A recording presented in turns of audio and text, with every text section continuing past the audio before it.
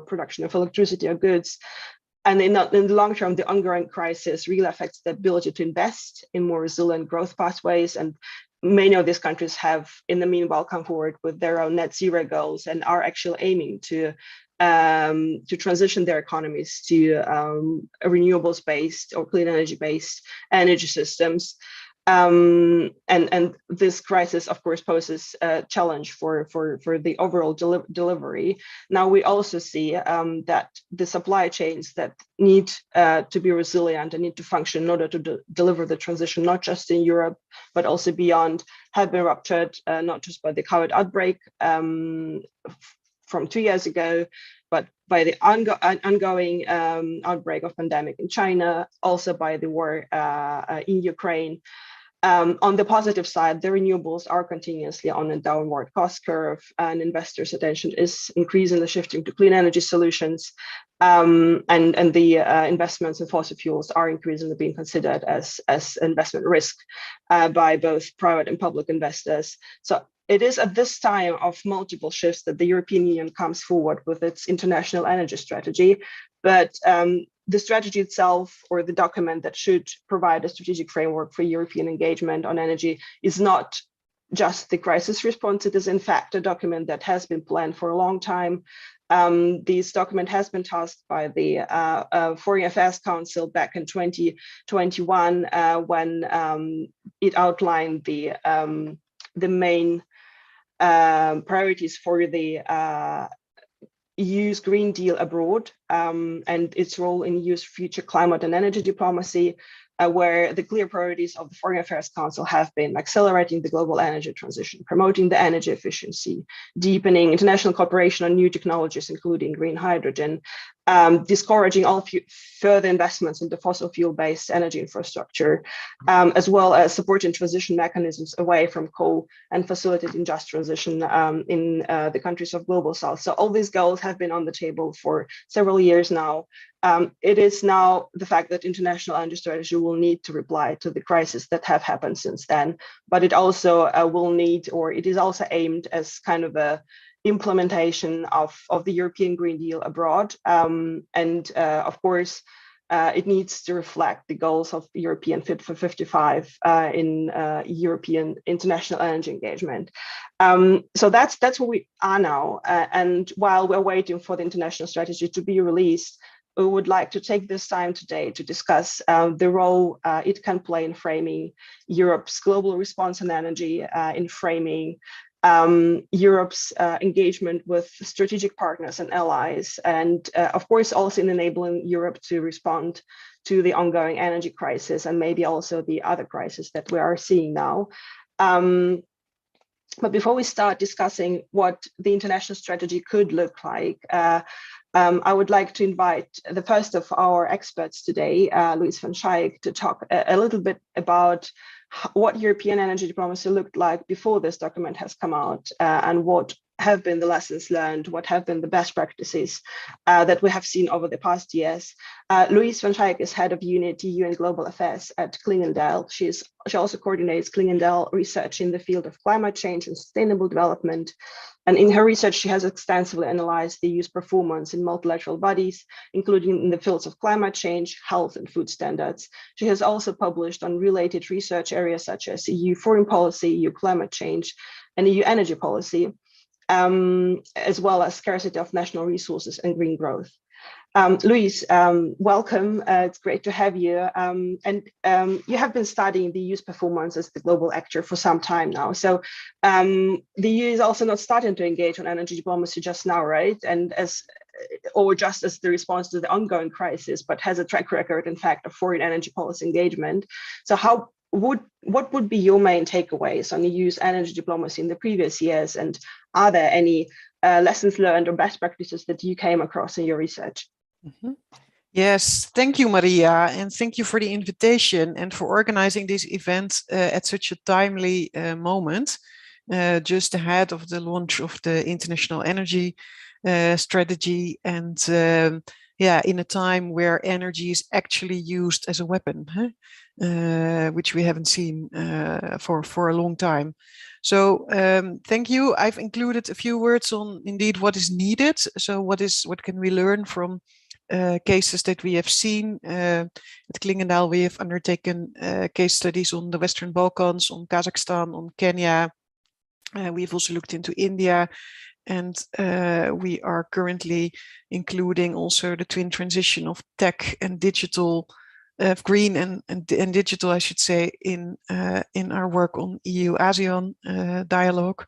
But yeah, especially our work on Kazakhstan and Kenya includes a few lessons that I would like to share with you. So then I also wanted to include a few words on what can the EU offer. So what do we have available in terms of instruments currently, and what do we need? Where are also the current challenges with regard to the instruments?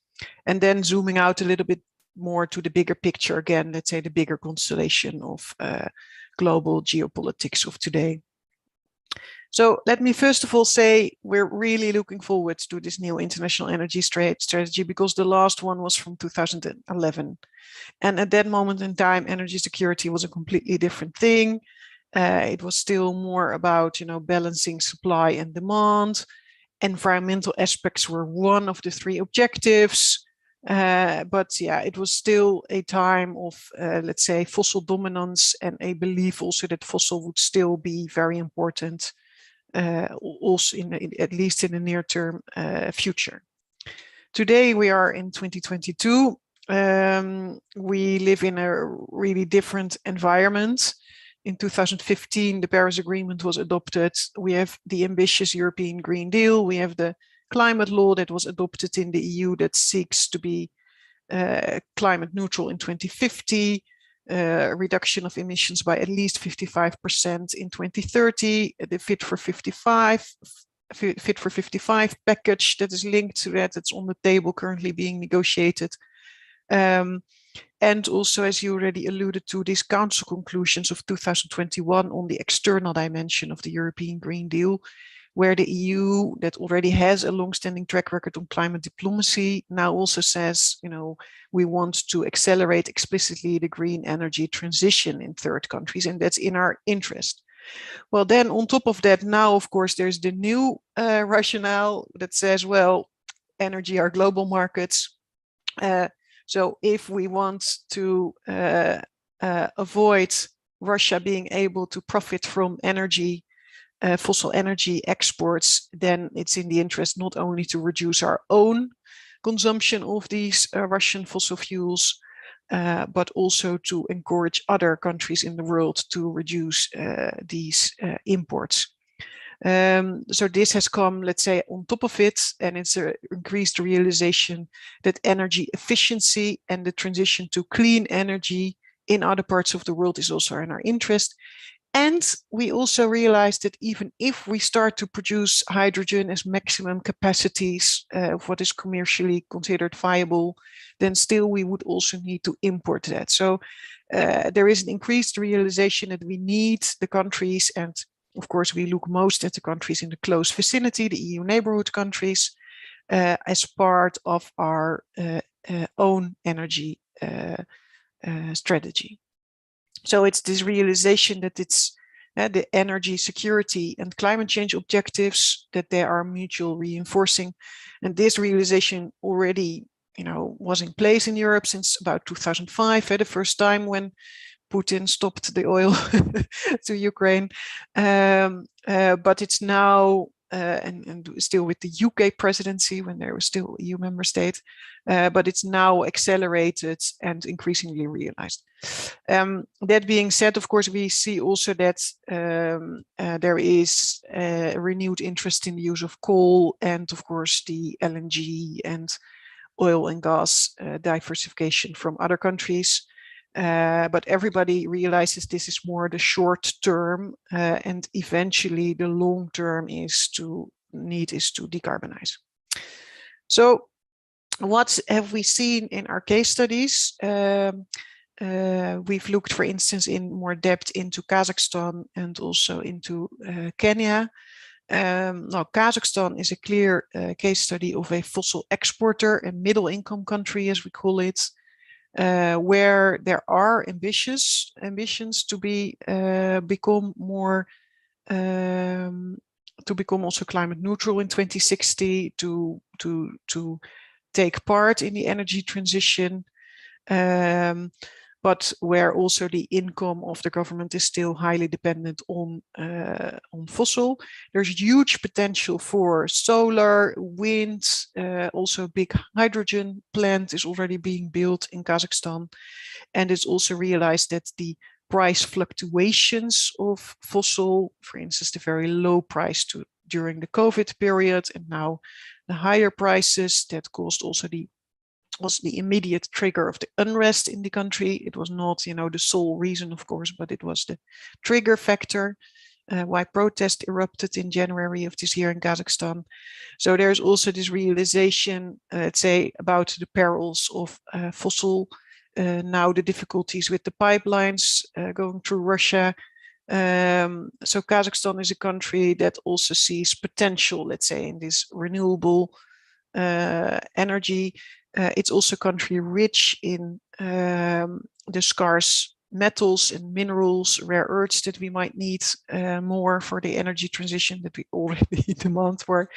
So in that respect, it's a very interesting country.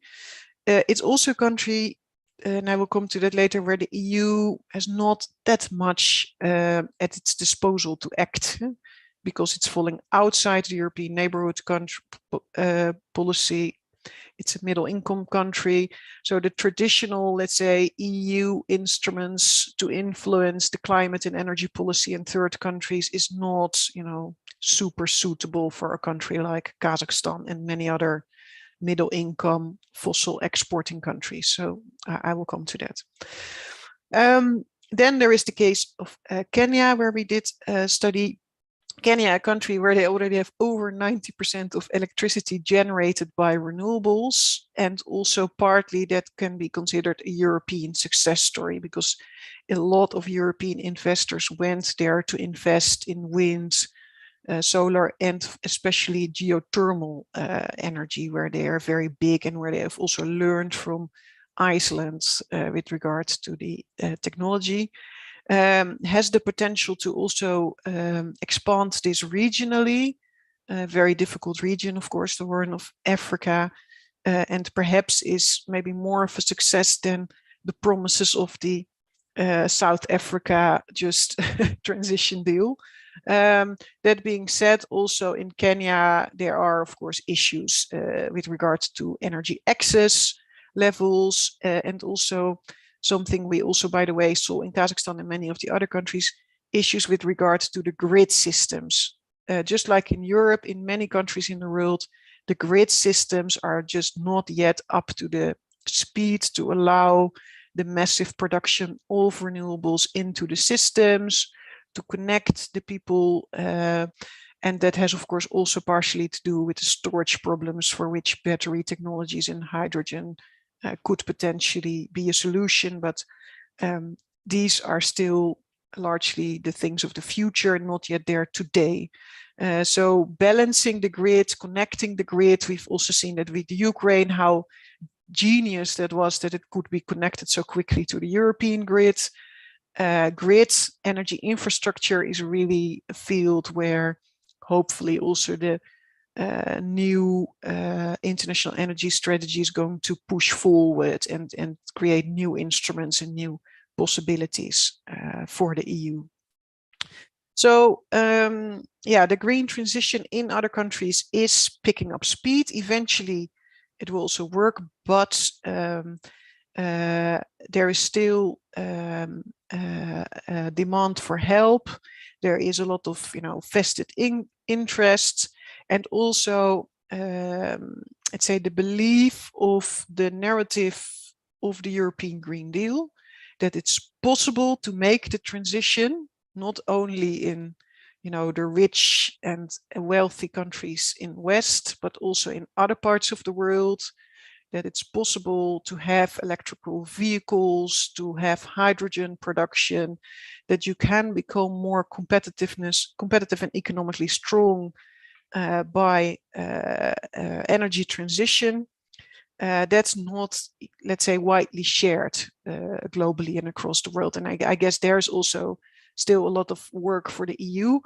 I'm not a fan of this leading by example narrative, but I do think that, let's say, the current European Green Deal and the Fit for 55 package, the carbon border adjustment measure, are showcasing that this is serious business for the EU, and also that that the EU is taking this forward no matter what, and that's already, let's say, creating an interest by other countries, because they think, if the EU thinks it can grow stronger because of this, then perhaps we should also look at it. In any case, we would like to avoid, for instance, negative impacts of CBAM or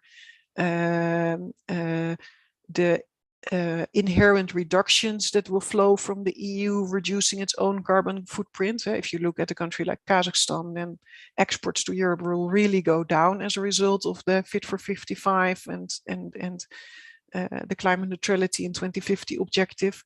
So countries realize that they will have to adjust. It's not the case that they can very easily adjust their markets, and also India and China are rapidly undertaking the transition. That also brings me to a challenge, which is that they're also a bit suspicious about, why is the EU doing this? What is also their own kind of selling agenda?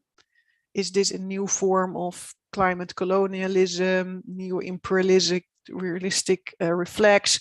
Do they want to sell their green technologies? Is, the scramble for minerals and rare earths, is that the new exploitation? And I guess there also the EU has to kind of showcase that it has a different way of dealing with these things.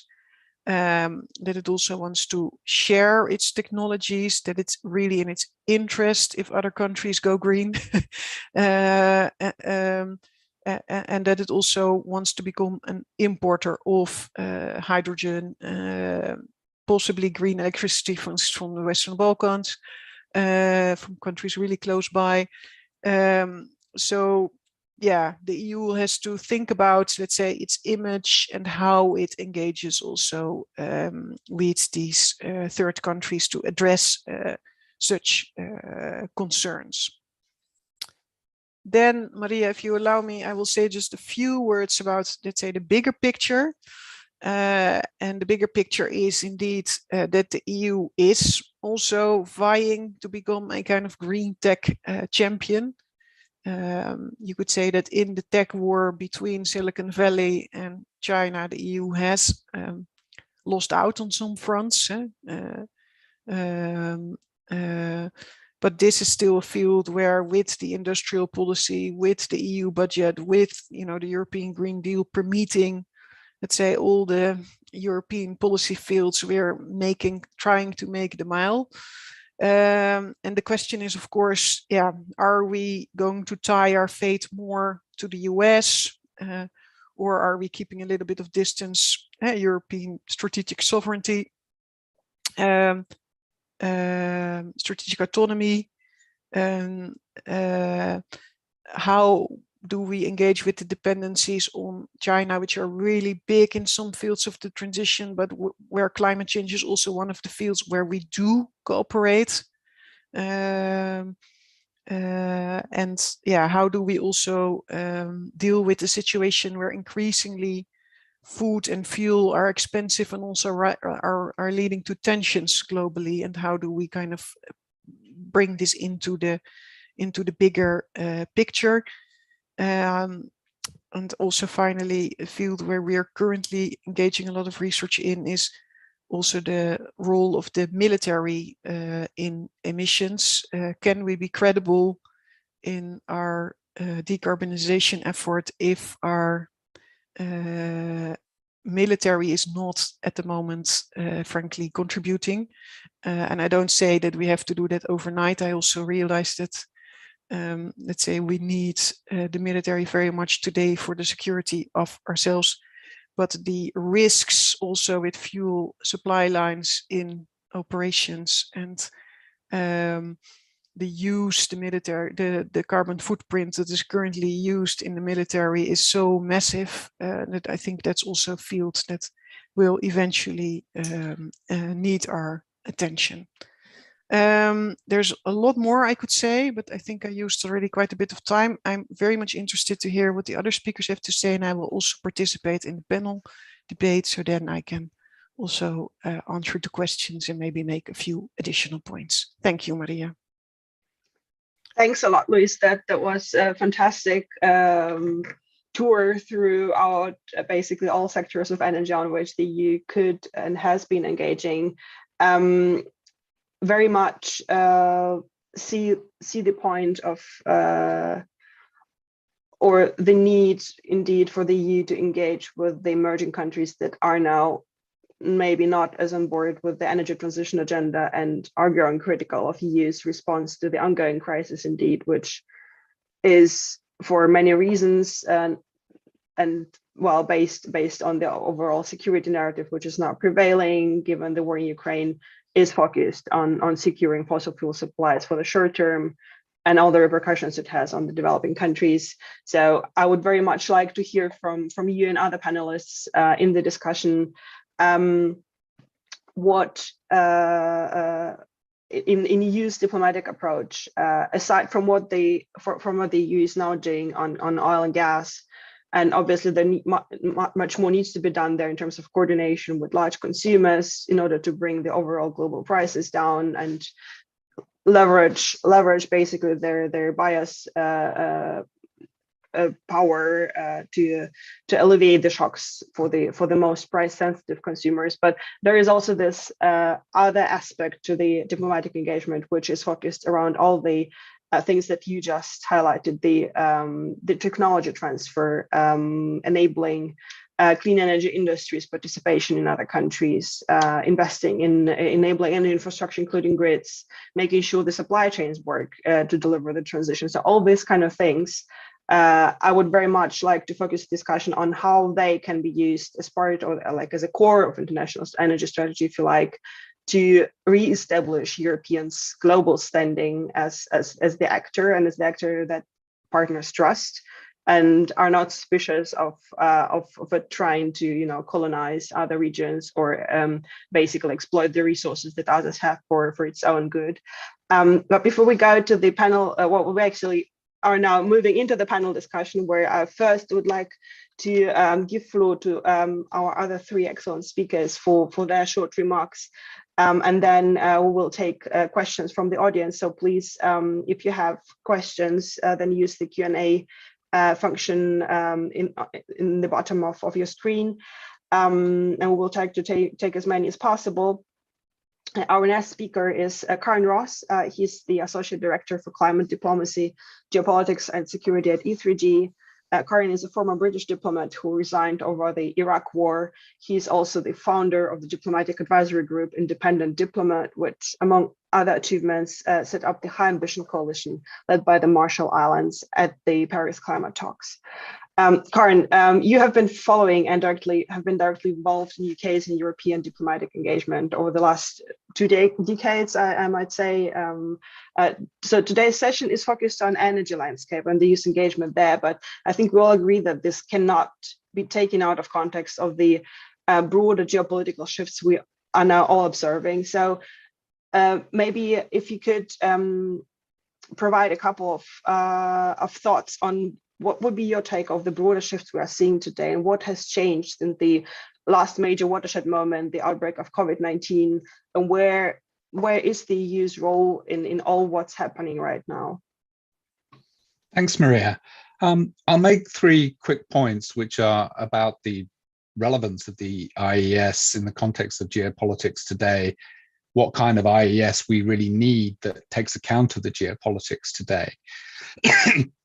Excuse me, because of course recent events the war in Ukraine, above all, have underlined how integral energy policy is to broader foreign policy and geopolitical concerns, both in the realm of energy independence, energy transition, and of course the broader crises that are felt across the world, but particularly perhaps in the developing world: food prices, the cost of living crisis that affects many countries around the world, and the persistent debt crisis that affects, above all, the developing world.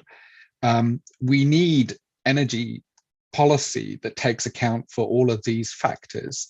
And I will come on to how energy policy can perhaps fit into a broader vision of the world that is aligned around transition and addressing the climate crisis overall. So the IES is an opportunity to set out a far-reaching geopolitical strategy that accounts for these interlinkages. I don't think that's necessarily easy for policy that traditionally has been somewhat separate from broader geopolitical concerns. But of course, the EU has already the tools to accelerate transition around the world, which is surely our central goal: the global gateway, the emerging pattern of JETPs, as the South Africa example illustrates. And we need broader reform of the international financial architecture to mobilize trillions of dollars in private sector finance, because this is the amount of money that's needed for energy transition globally. There's no way that public finance will come up with the money on the table. We need reform of the multilateral development banks, but the overall lending infrastructure to mobilize trillions of private sector finance, above all by improving guarantees and expanding the lending envelope for multilateral development institutions. So in all of this, the EU should be looking for new partnerships, for instance, through the JETPs, but also broader coalitions to provide the platform, the political platform and the political momentum for these instruments to be deployed, because I think only when fully integrated into a geopolitical framework will these tools properly work. These are above all political tools, not just economic or technical tools. They are political tools, and I think it's important that we see them as that. So energy should be seen as an opportunity, a political opportunity, as part, I hope, of a broader vision of the future. And here I want to be a little bit speculative, because I do see energy transition and the tools we're using for energy transition and the sort of world we're moving towards in terms of financing, tariffs, CBAMs, rules, etc., as being potentially part of a broad vision of a set of global harmonized rules and standards, for instance, in industrial decarbonized products, but also prices in the context of the carbon pricing schemes that will begin to bite in the European Union and elsewhere over the coming 2 or 3 years. There is emerging a pattern of rules and subsidies and prices and non-price alternatives, which will set up, if you like, a kind of global order of rules and prices, etc., part of which must be also transfers from the developing world, from the developed world to the developing world, to sustain that partnership in terms of North-South solidarity. And I hope that the EU can see its energy policy as part of this broader picture, this broader vision of a world of harmony, of harmonized rules, standards, and prices.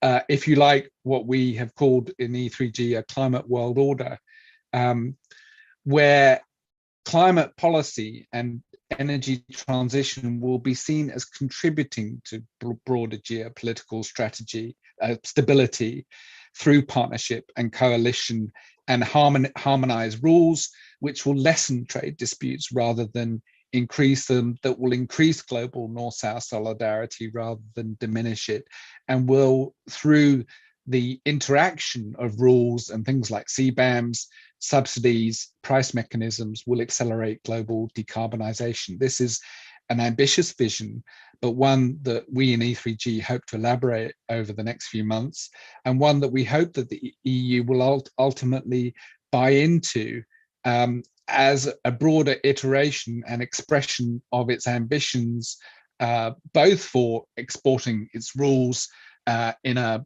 peaceful, harmonious manner, but also accelerating the necessary energy transition. Thank you. Many thanks, Karin. A lot of points to build the discussion on. I think we have been talking. We, as in we in the expert community, have been talking about the standard setting power as one of the main leverages of the European Union globally for several years now, and I think the crisis haven't changed the fact that leading on setting global standards, on setting global mechanisms for ensuring resilience of supply chains, ensuring that trade also in energy goods flows, that energy in clean energy technologies flows, are obviously among the core priorities and also among the core areas where the EU can actually step in as a strong partner. I really like your point on finance, where you said that well, this should be seen as a political opportunity, and this is not just a technical economic tools, but these are indeed the political tools. And with this, I would very much like to give the floor to Silvia Piana, who has spent more than 20 years in the energy sector and is now at Enel Green Power, holding the position of Head of Regulatory Affairs, Africa, Asia, and Oceania. She has extensive experience in emerging markets and on the enabling policies and regulations to foster sustainable energy transition. So we have now heard from Karin and also from Louise that in order to enable the clean energy industry to actually be active in these countries, there is some regulatory minimum that has to be set, or there are some things that need to be in place for Europe or for European industry to be able to engage. And as you're working with and in emerging markets, what role do you think can the clean energy industry play in facilitating the EU's role as a global player for the energy transition, particularly in the regions where the Enel Green Power is now actively engaged, and also if you see these regions also as strategic for European energy diplomacy engagement? Thank you, Maria. Thank you very much for inviting me, and thank you for the previous speakers for framing the discussion so well. I represent here Enel Green Power, which is an IPP, an independent power producer. So let me try to give a practical perspective on how these European policies are perceived from the point of view of emerging markets. Well, of course, clean energy are for direct and also indirect electrification are definitely the most straightforward and efficient way, together with energy efficiency, to address the necessary reduction of fossil fuel import from Russia, and also the impacts of the EU transition on countries which are both net exporters or net importers of fossil fuel, which is a key point of EU policies. And renewable energies are actually an important vehicle for economy diversification, and also thanks to their inherent decentralization, they make countries energy resilient.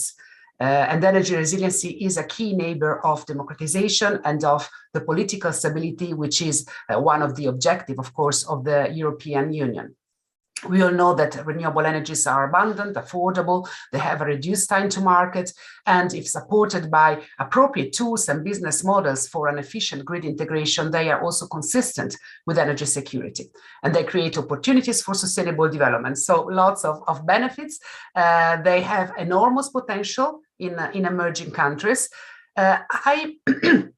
I'd like to insist on the renewable energy potential in neighboring countries, particularly in Africa, for their internal sustainable developments, with global benefits in terms of political stability. I'm not a fan, and I know that here I go a bit contrary to what the European policies say, I'm not a fan of importing energy into Europe, developed in emerging economies, particularly as far as green hydrogen is concerned. There's a lot of talks about green hydrogen. It has also been mentioned by the previous speaker, but in my opinion, green hydrogen is better used when it's generated due to the high costs and complexities of transporting it.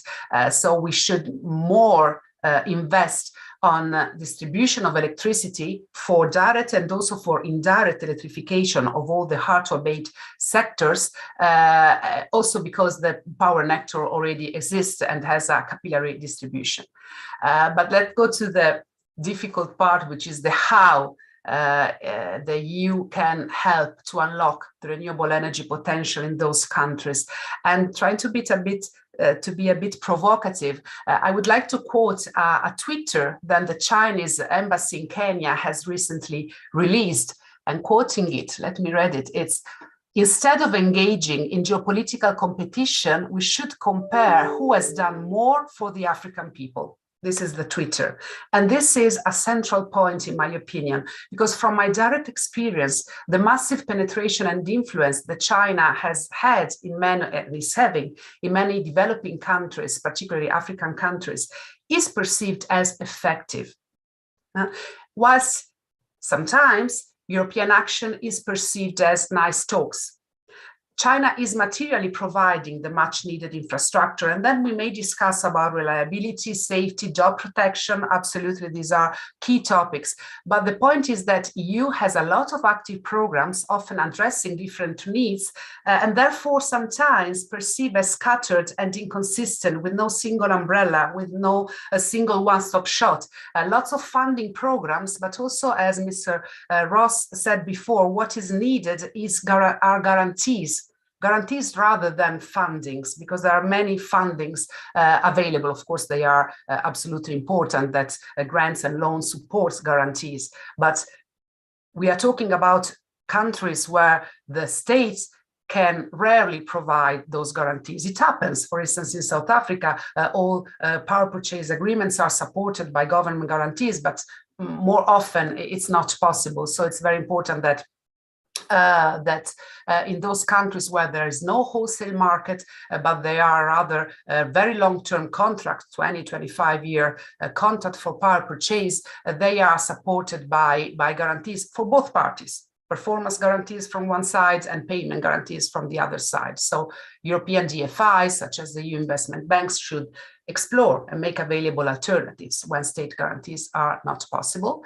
And the last point I would like to touch now, and then we can engage in a more detailed discussion, is the importance of international trade, of an open market, to foster innovation, which is a strong point of the EU, to foster knowledge sharing, and to foster really business and the spreading of renewable energies.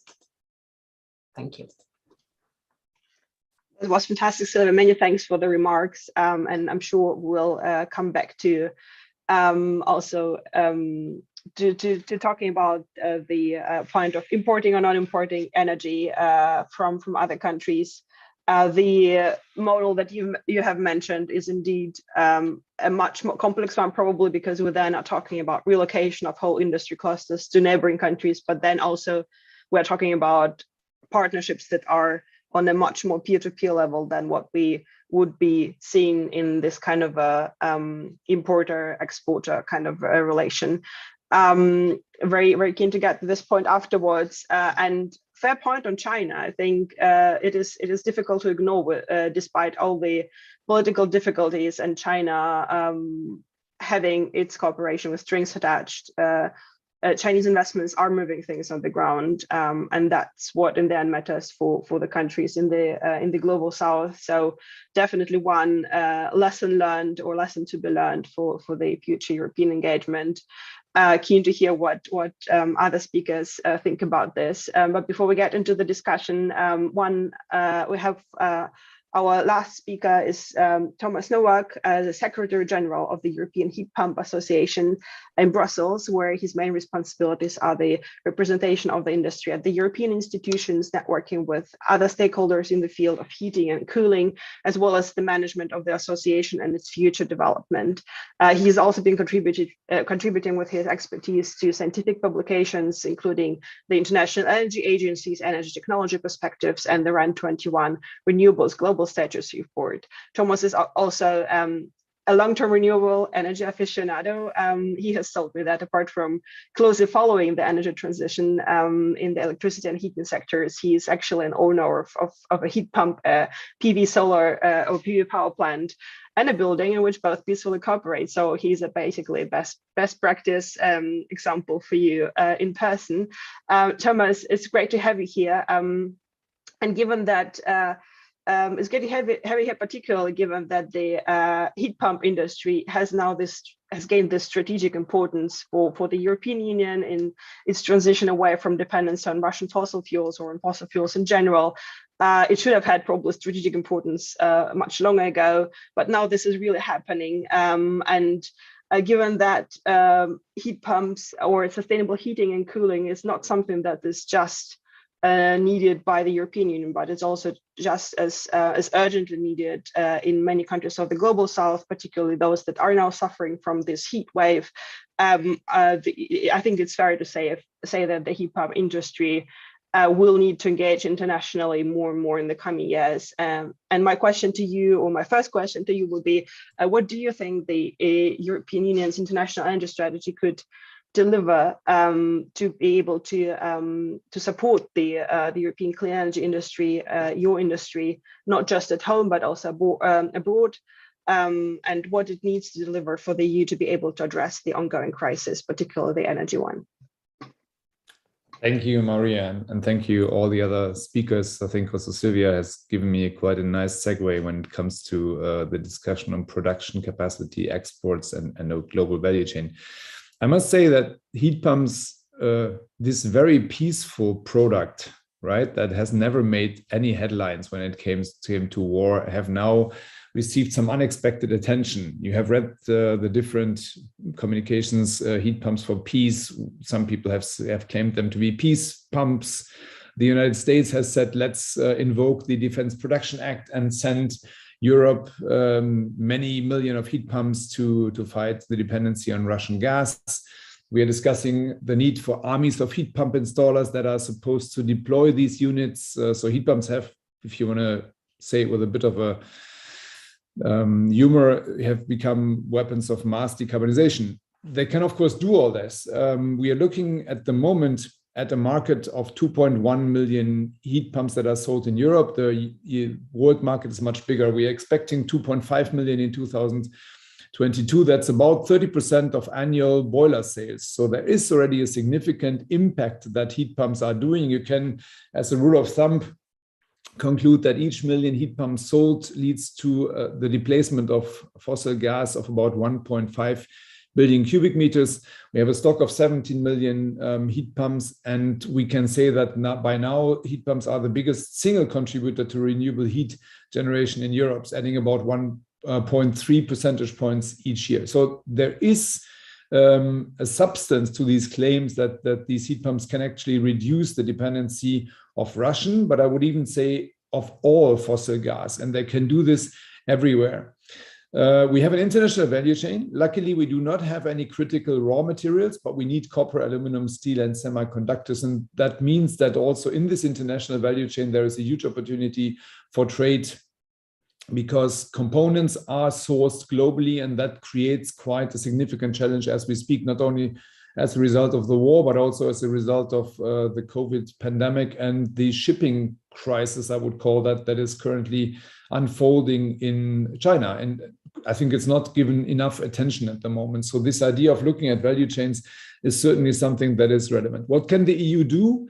I think the EU really needs to put action towards. We have seen quite a strong Repower EU communication. We are expecting the package on the 18th of May, and I hope that this strong communication is backed by strong action, by front loading of measures that would actually make it more attractive for the industry to generate, to invest into heat pump production lines. So what I ask for is technology clarity instead of technology neutrality. We are now in a situation where it's not the market that can solve the situation. I think Karen also said it, that we need end user investment. So we need to make it clear to everybody that is in this market that heat pumps I single them out, but also renewable energy is the future. And if you think that you can make a lot of profit in the future with fossil technologies, then you should actually think twice.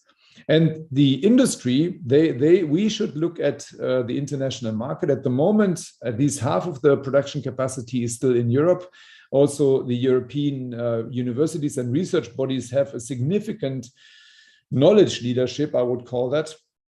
But what we should do is we should look at the international production spectrum. You mentioned the heat wave in India. If you need cooling, you get heat for free. So really the question is, can I repurpose the waste, the thermal waste that comes from cooling technology, and make it useful for hot water, for process heat, etc. There is the opportunity in heat pumps because heat pumps provide heating and cooling, and they always provide both. So if you have this cooling device that's operating, you have to think about how to make use of the heating in order to avoid heating up the respective area even further. I leave it here. Wow, that's I think a whole toolbox for the European Union to consider when they actually act on the international energy strategy as soon as it comes out. Indeed, I think the conversation about heat pumps has never been as specific, but also as globalized as we're having today, with really discussions going into how heat pumps can really be used not just to decarbonize heat, but also to provide cooling for the countries who now really need it and who are dependent on the imports of fossil fuels to power their ACs in Southeast Asia. Really struck also by the fact that when we're talking heat pumps, it's not just European, it's a global value chain. And though it is not dependent on the critical raw materials, there are some critical materials which are still needed. And I wonder if the European Union, or if the strategy, international energy strategy, needs to come in on the ways to secure copper, aluminium, and steel, and maybe lithium, as this is not as a rare material, as kind of base or resource base from which to build up the industry. If you see this as a necessity for international energy strategy to address. But I would now very much like to kick off our discussion, and to do that, you all have given excellent remarks, and I think that there is a lot in there to be really taken in. But if you were to give one advice to the Commission, what good energy diplomacy would look like, what would it be? I know this is challenging, but try to play along with me. Alois, would you have one for me? I can make a very short one. I think an international CO2 price and favorable taxation of electricity. Coming from the industry side, we need markets that favor the use of CO2 emission-free and renewable-based solution. And I think that would be really important because many countries do not have it. And there is vested interests that actually work very heavily against introducing them. So if the Commission could come in with powerful support, then that would be certainly helpful. Well, my advice would be consider how to help fossil exporting middle income countries also with the energy transition. We have funding available for climate diplomacy. There is a focus on these sustainable development goals, but that's very much, let's say, the realm of helping the poorer countries with lesser emissions. We should, of course, continue to do so. Climate adaptation funding is also tremendously important, but it will not work if you want to steep decarbonization in other parts of the world, and especially countries where this will not go automatically.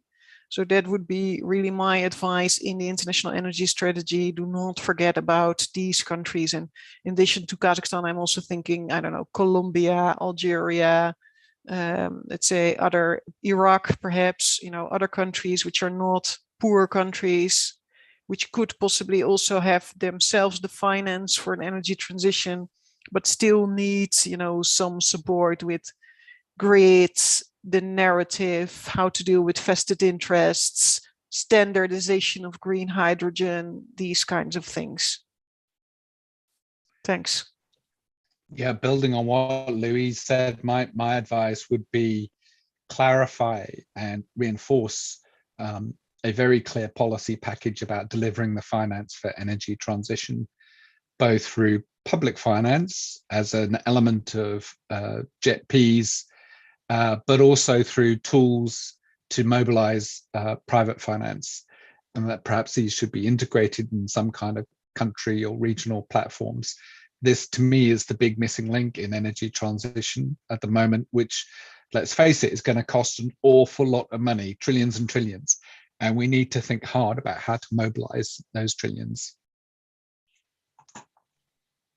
Sylvia, do you want to come in? Yes, my point, okay, lots have been said. My point is to focus on sustainability. I mean, the EU, more than other geographies, has a concept of sustainability already well embedded in its business model. Now, it's not anymore something nice to have, it's already part of the business as usual in Europe. And this is something that the EU must insist on, environmental and social sustainability of its clean energy industry, because it's a true added value and is the key point for a long-term approach, from long-term perspective. I was saying before, in a bit provocative way, that Chinese are perceived as more effective, but sometimes they lack the long-term approach, while the long-term approach is really the only one you can have, and the European has it, and the European Union has it, when you want to create a robust, sustainable development in countries. And so sustainability is absolutely key in this long-term approach, and is something that Europeans should explain better in its narrative and should help emerging economies, neighboring countries to embed in their business as usual. Thanks, all that. No, that makes a lot of sense. We have now started to talk about partnerships as kind of a way for the EU to get more specific, to get to provide more concrete instruments and implement actually their strategic priorities on energy diplomacy. And Louise mentioned the South African Energy Transition Partnership as kind of a blueprint that we hopefully will see work out. I was wondering whether any of you had any ideas on how the European Union could build partnerships with other major energy consumers, because many of the partnerships we are talking about now still have this kind of a development aid flair with emerging countries. And Louise also already mentioned that we really need to engage much more than we are now with middle income countries, which is not only important from the climate perspective and bringing down the emissions, but also important from the perspective of building new strategic partnerships and try to reestablish Europe as kind of a global actor coming out of this crisis. And we have mentioned countries that have this strategic role globally now. China is one of them. India is probably another one of them, and they have this aspiring role of a future global manufacturing center, particularly when it comes to clean energy. So if you would, from where you stand, if you would consider future EU, India, EU, China, EU, any other major middle income country, major energy consuming country partnerships, what do you think would be the priorities? Karin, go ahead.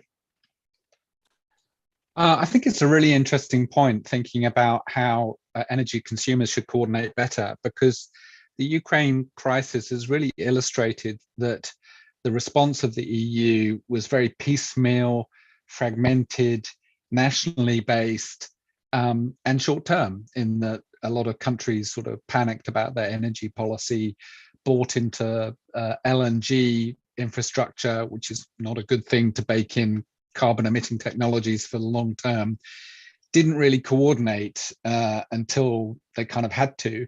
Clearly, there's a need for major energy consumers to coordinate their strategic energy needs and strategies much better and long term as we go through this transition, as we decarbonize our energy supply chains.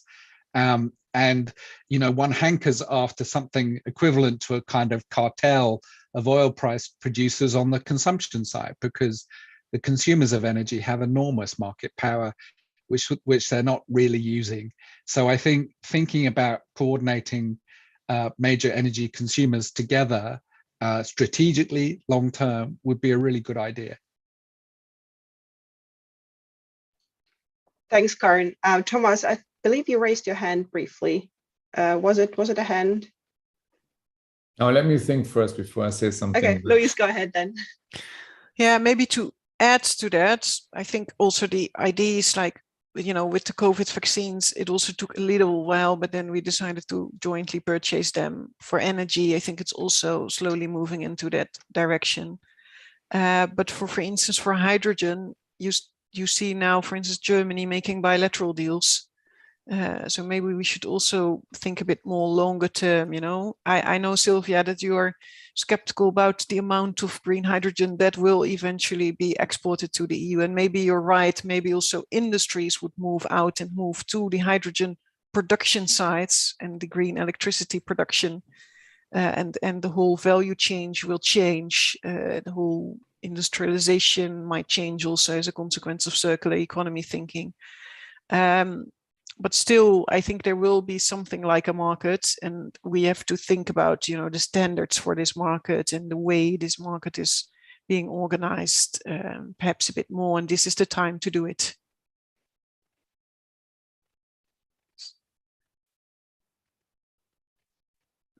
Stop here. Celia, yeah, thanks, Louise. So you wanted to respond to this directly? No, I wanted to say something different. So please, Thomas raised his hand before. All right. It's okay then.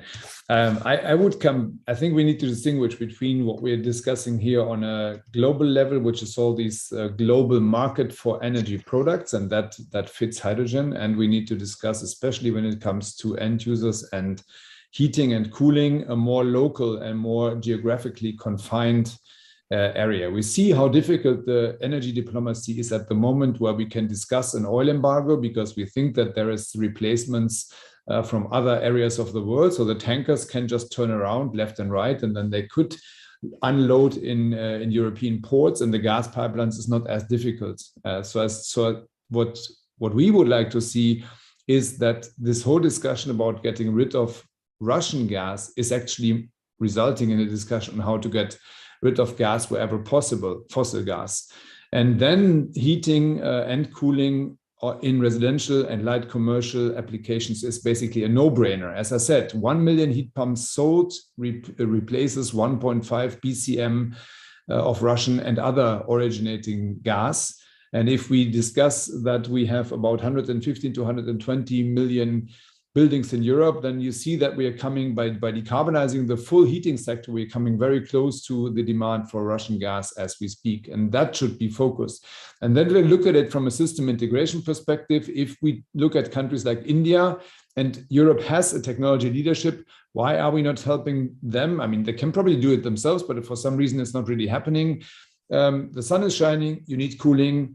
You connect photovoltaic and a cooling cycle, and then you make use of the waste heat, and you have a product that is applicable across the equator. That's 4 billion people that could potentially benefit from this type of solution.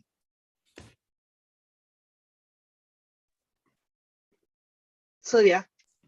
Yes, no, I just wanted to ask you.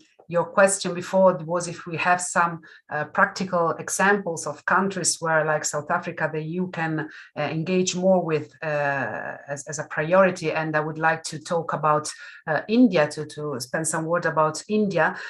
So India, starting from 2016, if I'm not wrong, with a further input linked to the COVID recovery plan, the Indian government is determined to pursue the Make in India and the self-reliant India policy. So they want to generate all they need internally, and so they have no local content in the power procurement, but they, for instance, they have a basic custom duty for imported solar equipment, and also they have an additional non-trade barrier, which is the requirement for PV panel manufacturers to be included in a pre-approved list, which, as a matter of fact, includes only local manufacturers.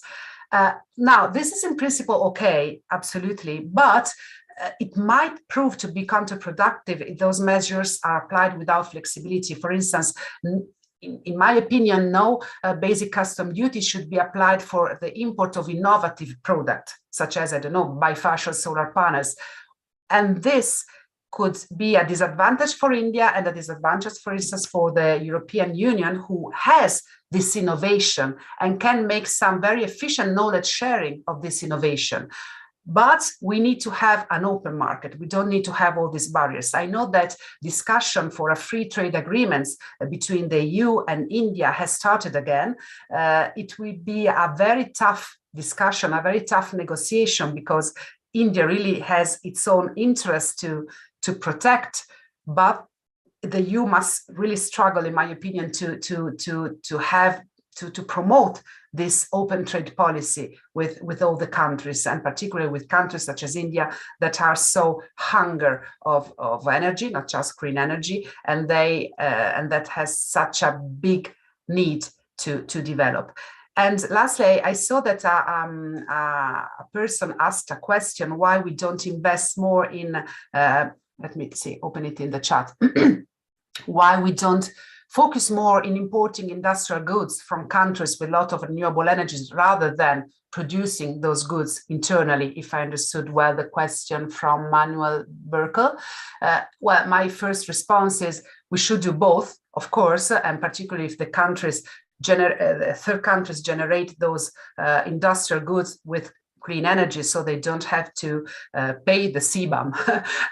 That is good, but Europe must not lose its ability to generate in-house industrial goods. Otherwise, we're just substituting one dependency with another dependency. So it's important to maintain the leadership of the European Union in its industrial value chain. Thanks, Sylvia. Thanks. All those are all excellent points. And yeah, indeed, I think it is not an easy task to engage, particularly with India and China, given that they have their own clean energy industry policies. And this is as much about cooperation as it is about competitiveness or competition.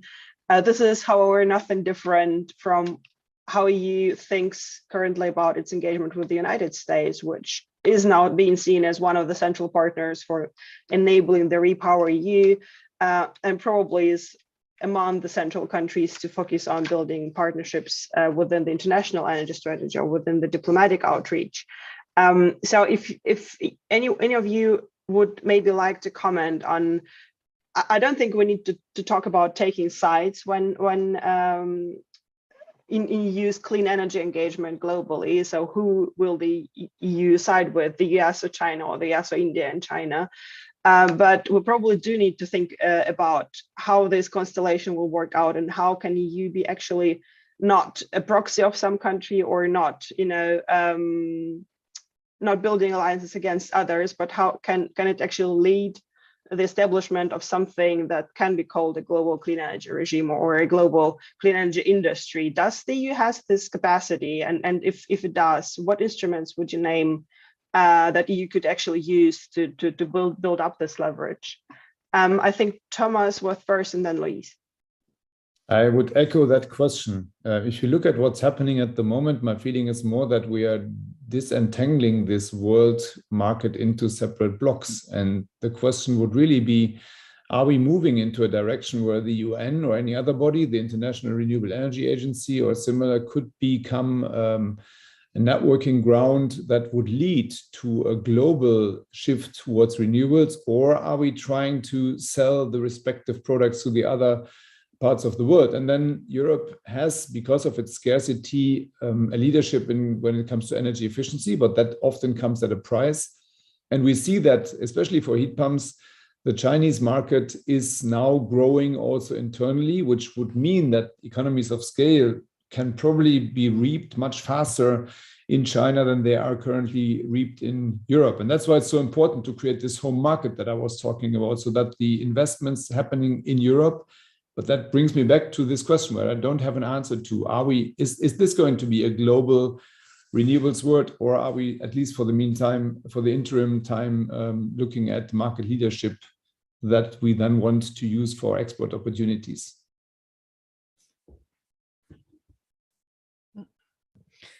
Yeah, I just wanted to add that I think we also still need a bigger sense of urgency within the EU member states. Of course, I'm only based in one country, the Netherlands, but last week I inquired with my own energy installation company if they could install a heat pump in my own house.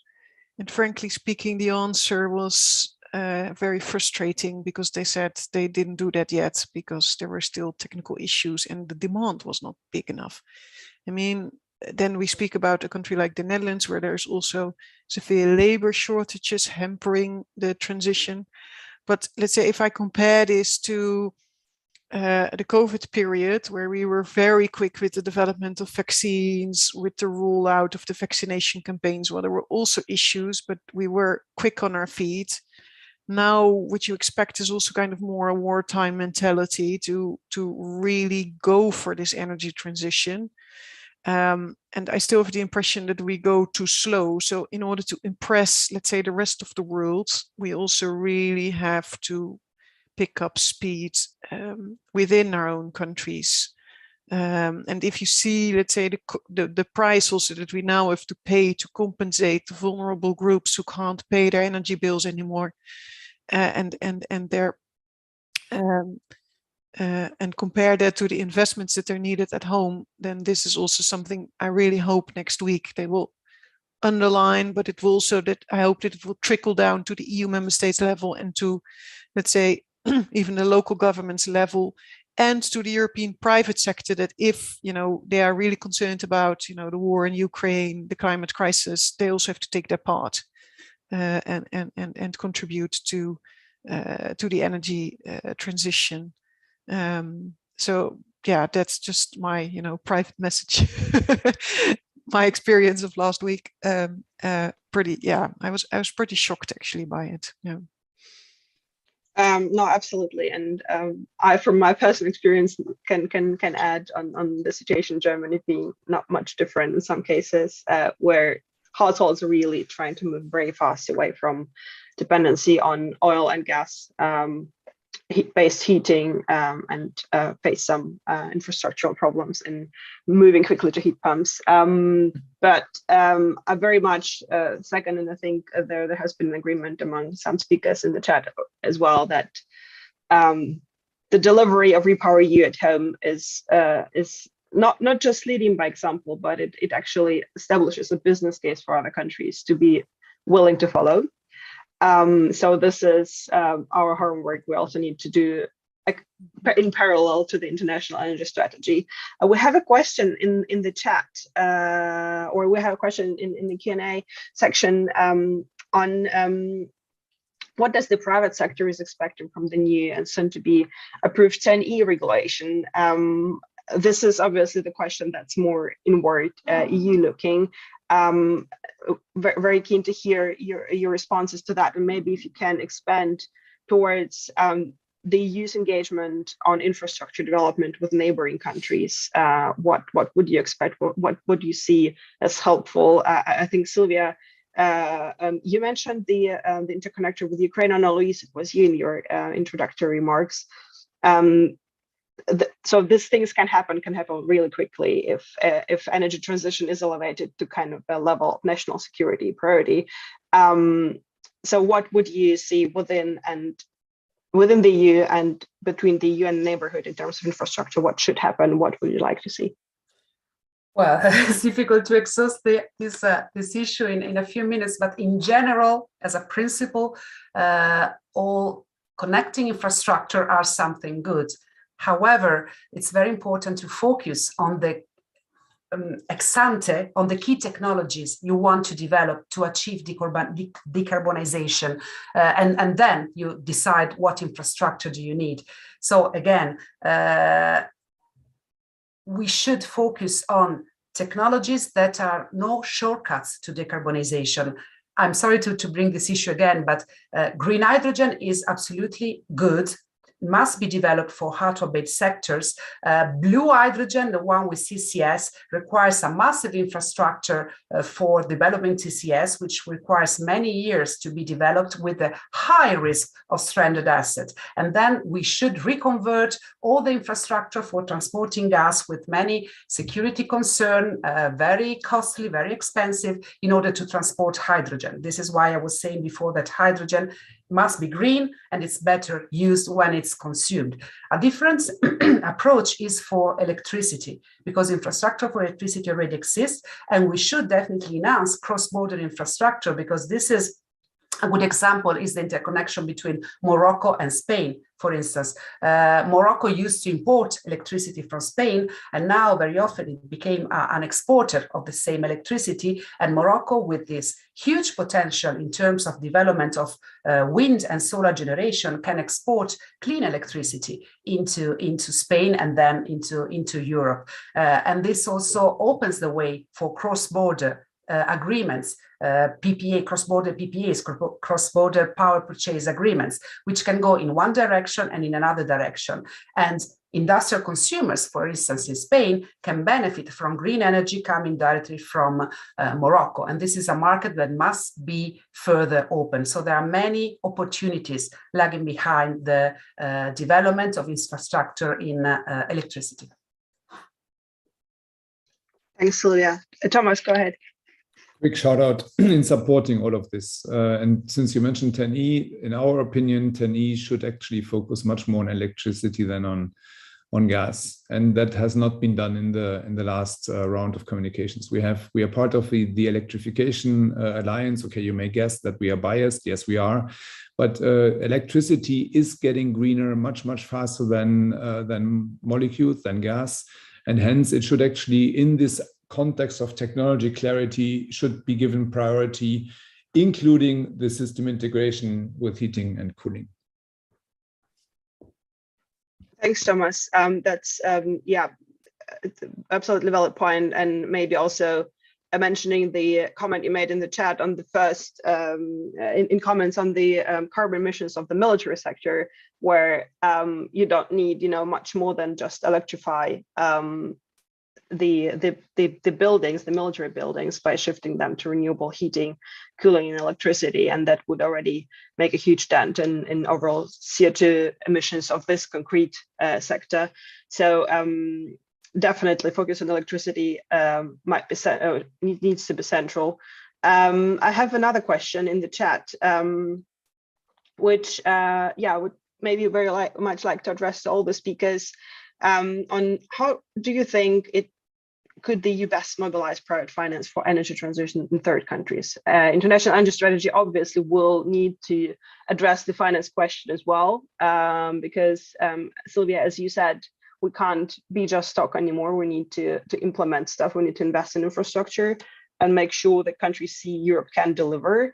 As most of you have highlighted, private finance will need to play a key role there. I think it is also clear from some flagship reports that we've seen last year, one of them, the International World Energy Outlook, which says that about 60% of the finance which needs to be leveraged for the global energy transition to net zero will need to come from private sources.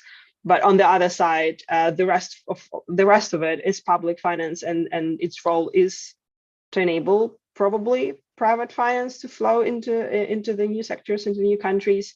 But very keen to hear your insights on how do you think can the EU do this? What instruments maybe, or what mechanisms does it need to introduce, whether it's international energy strategy or on the side or parallel to make sure the money actually flows in the transition to the partner countries? Who would like to go first? Thomas, go ahead. Quick. I'm not an expert on Africa, but I'm always puzzled that Africa says we have an energy problem. I mean, that's the country where the color of the people is dark because they need to protect themselves against the sun, right? So there should be so much energy that nobody has a scarcity. But apparently, and that's what I have from bilateral, anecdotal discussions, which are not representative, but maybe some of the other panelists can talk about that more and enlighten the audience and myself. What I'm hearing is that the African contracts for fossil energy are quite long-term, and that limits the competitiveness of renewable energy as we speak. So, and that how could Europe intervene in there? I can't answer. But if that's true, then we have structural problems and not technology problems, which is actually also true for Europe. We probably do not have a lack of technologies that we can use to decarbonize our societies nearly completely, but we are still stuck in contracts and in structural designs that make it very difficult to move. Thank you. Thanks, Luis, and then Sylvia. I think what Karna already added about the multilateral development banks is really important. I mean, we're transforming our own European Central Bank to a climate bank. The EBRD is also increasingly active on energy efficiency and green energy loans. We found in our research, GIZ is a really strong player in this field. So that's already very helpful.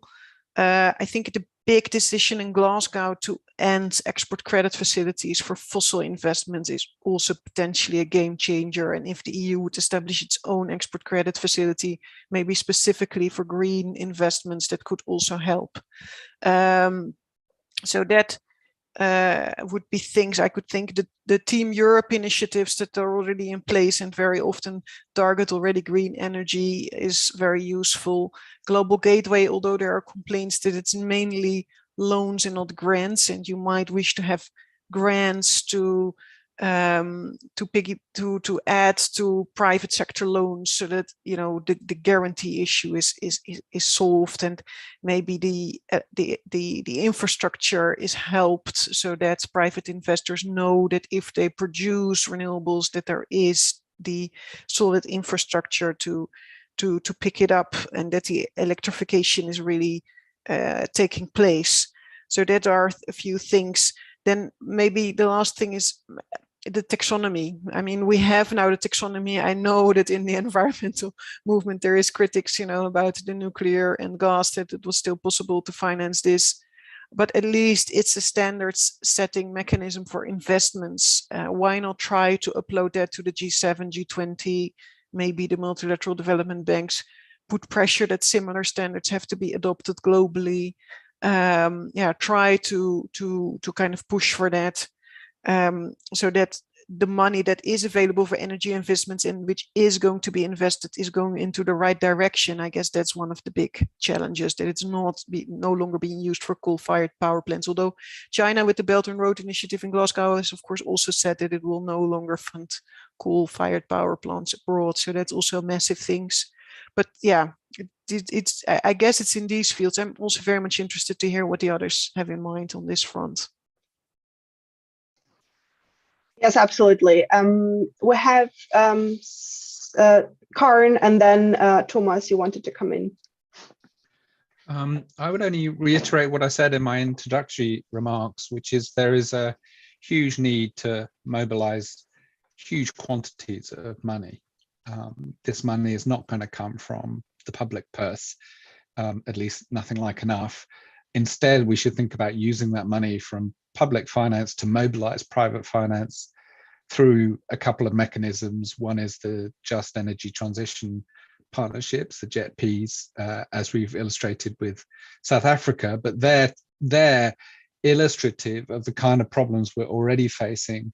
I think it's quite clear that there isn't enough public finance on the table to finance all of what is necessary to mobilize the necessary amounts of private finance. Then we need to do it globally through reforming the international financial architectures, not just expanding the MDB lending envelopes. It's not just increasing guarantees and de-risking of private finance by public finance, but it's also setting up an infrastructure to attend to the pipeline of investments to help develop projects for investment. There is an absence of developed investment-friendly projects. There is if you like, a cultural mismatch between the needs of developing countries and the habits and criteria of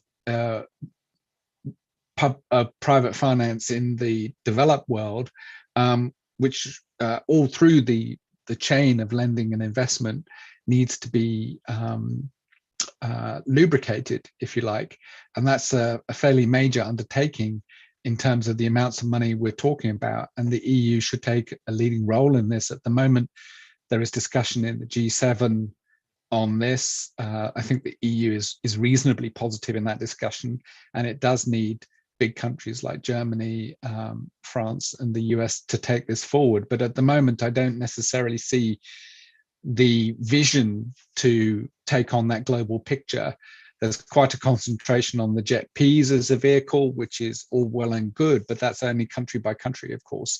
And we need to mobilize the energy transition globally. Thanks, Karin.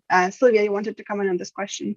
Yes, I see we have just a few minutes left, so I'll be super short. However, private investors are needed, and this has been very well explained, and they need the risk framework, meaning a long-term framework, clear, predictable, where to invest. If a country has no targets, has no policy for renewable energy developments, has no not a procurement process which is based on competition, for instance, auction, wants payments in, is going to pay just in local currency, is going to, I don't know, put arbitration, not as international arbitration. There are many clauses, many issues that are needed to make a contract, a purchase contract bankable.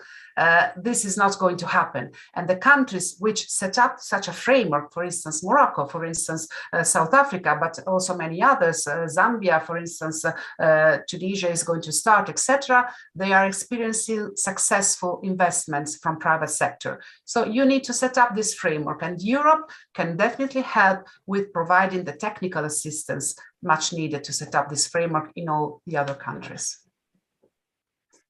Thanks, Sylvia. Thomas, you wanted to come in on the taxonomy question. If you have the taxonomy and on activating resources, I think, and this is connected. I think the taxonomy as it stands is too wide. If pretty much everything is inside the taxonomy, how can that be guiding?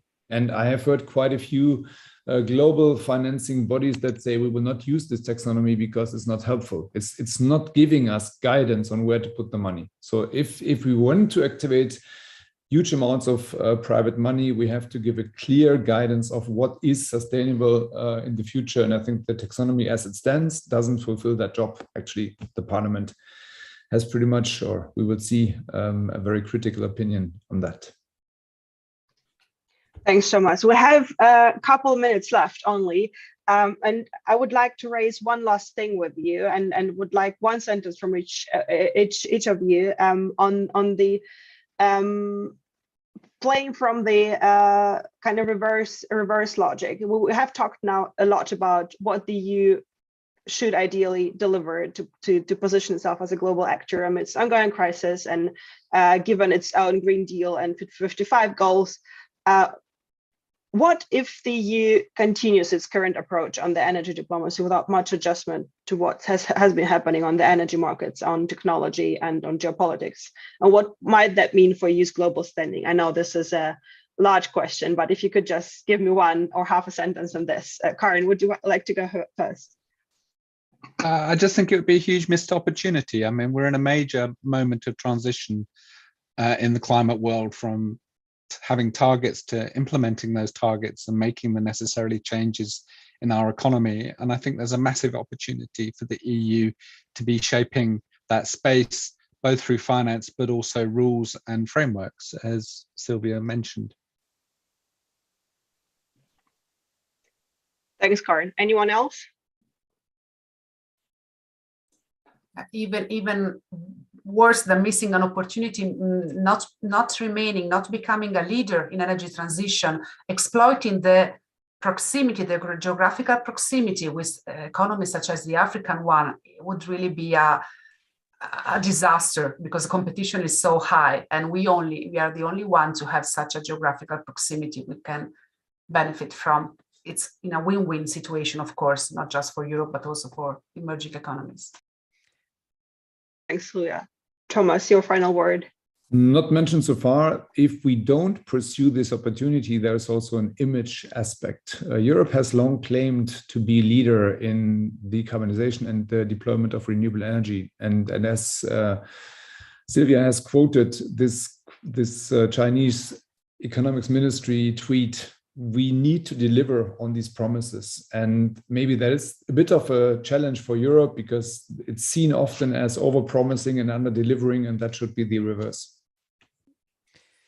Maybe perhaps to add to that, I think Europe in this way can also showcase that it really can help the people, and also think about what if we would have done this 10 years ago? Where would we have already been now, and how much less would we have been in a nasty situation that we are now with fossil exporting countries, notably Russia. So yeah, think about what could have been the situation of today if we would have started earlier with this.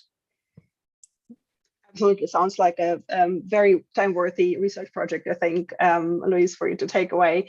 Many thanks for all your excellent remarks and for the questions. We have talked about various topics today and various priorities for the international energy strategy. Maybe the key takeaways from our conversation for me have been that first and foremost, though we're talking about the international energy strategy, it is the delivery at home that European Union needs to make happen if it wants to lead globally. We have talked about how energy transition and focus on clean is now inherently linked to the security, not just energy security, but security in the broader sense in the EU, as in terms of getting away from the dependency on Russia fossil fuel imports, but also abroad in terms of delivering social resilience in the neighborhood. We have highlighted several times, I think, the need for concrete actions being included in the international energy strategy, and less rhetorics and more guarantees, more concrete actions or timelines and investments in enabling infrastructure, fleshing out the JET piece, starting with the South African one, and also dialogues scaling the renewables with the major consumers that are potentially huge markets for renewable technologies such as heat pumps, but also other renewables, focusing on solutions that can deliver on decarbonization in short term, while investing in long-term solutions such as hydrogen to target the hard-to-abate sectors is clearly one of the priorities. And also, maybe important final point, really act on EU's standard setting ability, which ranges which is not just in the trade and supply chain area, but also targeting the shift of public finance into clean energy technologies and enabling the private finance shift, which is desperately needed, not just within Europe, but also globally, to make sure the energy transition happens. This has been very intense and actually also very insightful for me, hour and a half. Thank you so much all for your contributions. Thank you all those who have been listening. We will have the recording of this conversation available on our website a couple of days later, and we'll share, of course, with all of you. And then, yeah, let's keep our fingers crossed for an ambitious and international energy strategy that will help the European Union establish itself as a global leader on energy and energy transition. We'll stay in touch and see you soon. Have a great day all. Thanks, and thanks, Maria. Bye-bye. Thank you all. Bye.